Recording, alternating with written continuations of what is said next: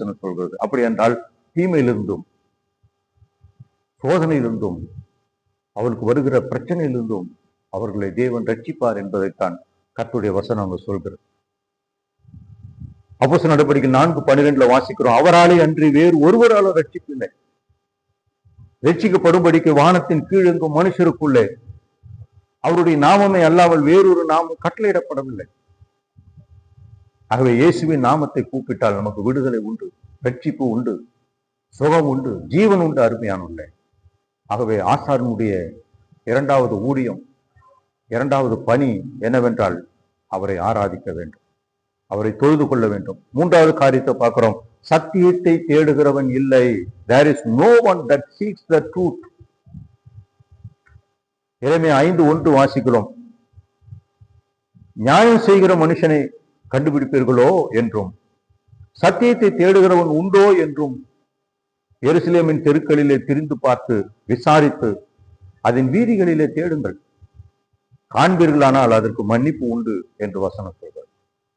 பாருங்கள், ஆண்டவர் மிக விலையேற பெற்ற வேதத்தை, வசனத்தை, சத்தியத்தை நமக்கு ஆண்டவர் தந்திருக்கிறார். ஒரு ஆசாரியனுடைய மிகப்பெரிய ஒரு ஊழியம், அடுத்த ஊழியம், வேதத்தை அவர்கள் தினதோறும் அவர்கள் தியானித்து அதை மக்களுக்கு போதிக்க வேண்டும். ஆலயத்துக்கு வரக்கூடிய மக்களுக்கு அவர்கள் வசனத்தை சொல்ல வேண்டும். ஒரு ஆசாரியன் தேவனுடைய வசனத்தை அவன் காத்துக்கொள்ள வேண்டும்.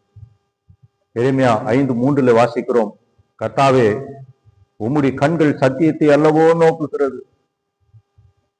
ஆண்டவருடைய கண்கள் சத்தியத்தை நோக்குகிறது. அருமையானவர்களே, இன்றைக்கு உலகம் எங்கும் பொய்களும் கட்டுக்கதைகளும் பொய்யான தீர்க்க தரிசனங்களும் கள்ள உபதேசங்களும் நிறைந்திருக்கிறது. ஆகவே இப்படிப்பட்ட நாட்களிலே நாம் இருக்கிறோம். நாம் சத்தியத்தை நாம் சரியாக தினந்தோறும் அதற்கென்று நாம் நேரத்தை கொடுத்து அமைதியாக உட்கார்ந்து வேதத்தை நாம் வாசித்து கர்த்தருடைய வார்த்தையை நாம் அறிந்து கொள்ள வேண்டும். மற்றவர்களுக்கு நாம் வசனத்தை சொல்ல வேண்டும். அருமையானவர்கள், ஆகவே நாம் மற்றவர்களுக்கு சொல்லத்தக்க வார்த்தைகள் நம்முடைய உள்ளத்திலே இருக்க வேண்டும். நமக்கும் அந்த வார்த்தை பிரயோஜனமானது, மற்றவர்களுக்கும் அந்த வசனம் பிரயோஜனமானது என்பதை நீங்கள் விசுவாசிங்கள்.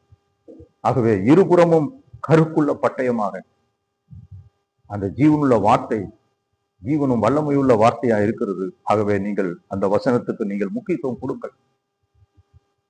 எரேமியா 5:3 வாசிக்கிறோம், கர்த்தாவே